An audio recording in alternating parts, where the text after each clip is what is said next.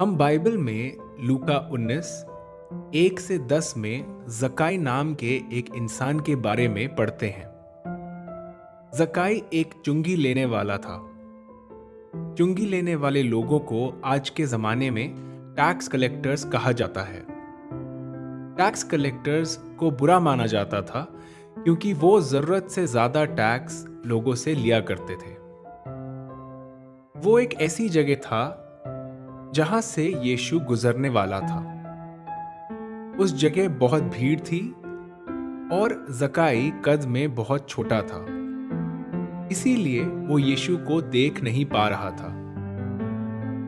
तो वो पेड़ पर चढ़ गया ताकि वो यीशु को देख सके।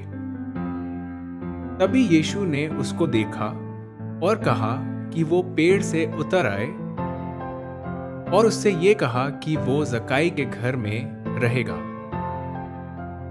ये सुनकर जकाई बहुत खुश हुआ और उसने कहा कि वो अपनी आधी संपत्ति गरीबों में बांट देगा और अगर उसने किसी से भी ज्यादा पैसे लिए हैं तो उससे 4 गुना वापस करेगा। तब यीशु ने कहा कि जकाई के घर उद्धार आया है। इस वचन से हम काफी कुछ सीखते हैं। पहली चीज ये कि जकाई कद में छोटा था और जहां से यीशु गुजर रहा था वहां बहुत भीड़ थी, लेकिन यीशु को देखने के लिए जकाई एक बड़े पेड़ पे चढ़ गया।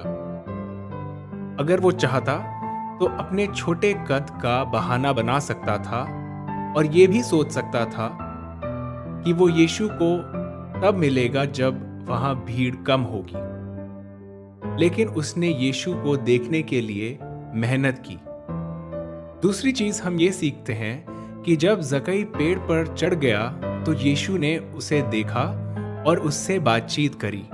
यीशु ने ये भी कहा कि वो उसके घर जाएगा और ये उसके लिए एक आशीष का कारण बना। जब हम परमेश्वर की खोज करते हैं या उसके पीछे चलने की कोशिश करते हैं तो वो हमारी मेहनत को अनदेखा नहीं करता। वो हमारी मेहनत को देखता है और हमें आशीषित करता है। हम ये भी देखते हैं कि जकाई पश्चाताप करता है। वो कहता है कि वो अपनी आधी संपत्ति गरीबों में बांट देगा और अगर उसने किसी से भी ज्यादा चुंगी या टैक्स लिया हो तो उसे 4 गुना वापस भी करेगा।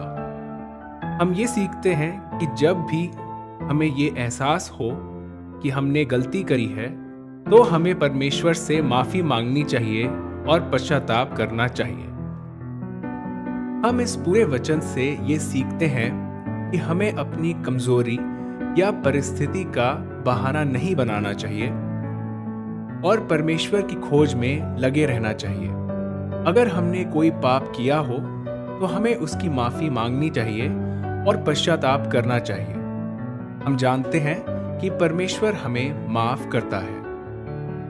इस वचन से हम ये भी सीखते हैं कि जब हम परमेश्वर की खोज में लगे रहते हैं और उसके पीछे चलने की कोशिश करते हैं तो वो हमारी कोशिश को देखता है और हमें आशीषित करता है। आइए हम प्रार्थना करें।